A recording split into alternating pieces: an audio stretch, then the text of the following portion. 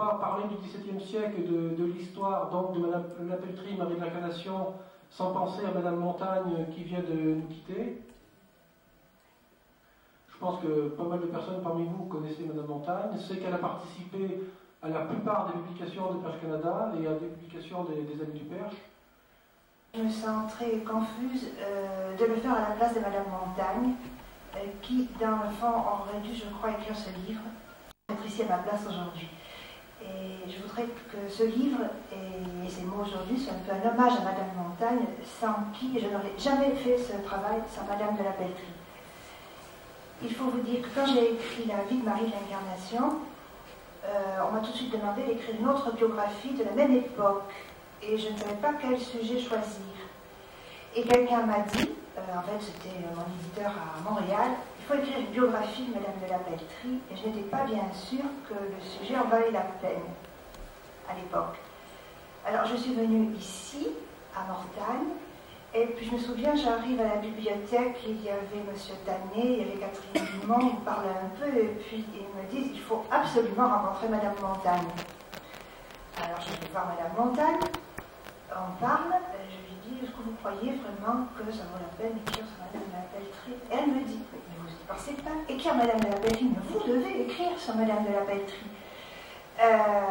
Moi-même, j'aurais dû le faire. Don Houry est un bénédictin qui a ramassé beaucoup d'informations sur Marie de l'Incarnation et aussi sur Madame de La Pelletrie. Don Houry m'a donné tous les documents pour écrire sur Madame de La Pelletrie. Moi-même, j'ai découvert dans mes archives des choses très intéressantes qui n'ont pas été publiées. J'ai fait quelques articles. Je vais vous donner tout ce que j'ai fait.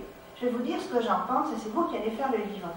Ce qui fait que je suis vraiment très gênée, c'est le livre de Madame Montagne, d'une certaine façon. Après son arrivée, c'est-à-dire en 1641, arrive à Québec quelqu'un qu'on n'attendait pas, et plusieurs personnes qu'on n'attendait pas, c'était les Montréalistes.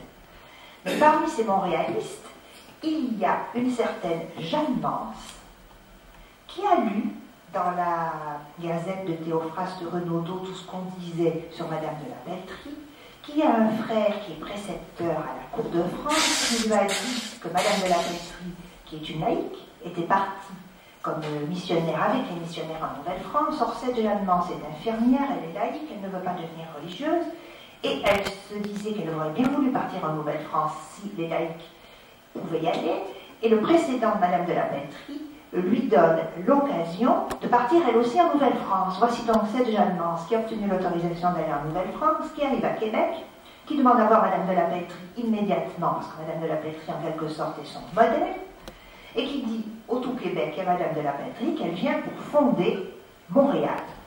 À ce moment-là, tout Québec est contre le projet, ce n'est pas prudent du tout. Ce vieux monsieur de Puiseaux non seulement héberge Madame de La Pelletrie et sa suivante, mais héberge chez lui tous les Montréalistes. Il faut dire que sa maison est grande et en plus il a des communs qui permettent de loger tout le monde. Et l'année suivante, c'est-à-dire au mois de mai 1642, Madeleine de La Pelletrie accompagne les Montréalistes sur le lieu de l'île de Montréal et fait partie des fondateurs de Montréal, chose que tout le monde avait oubliée. Les Ursulines lui reprochent une chose toutefois, c'est qu'elle emporte son argent et sa fortune et la met tout ça à la disposition des Montréalistes, privant de ce fait les Ursulines de moyens qui étaient quand même importants. Mais les Montréalistes avaient vraiment besoin de son argent, et peut-être bien que si elle n'avait pas été là, Montréal n'aurait pas été fondé dans les bonnes conditions ou les moins mauvaises qui ont été les conditions de la fondation de cette ville.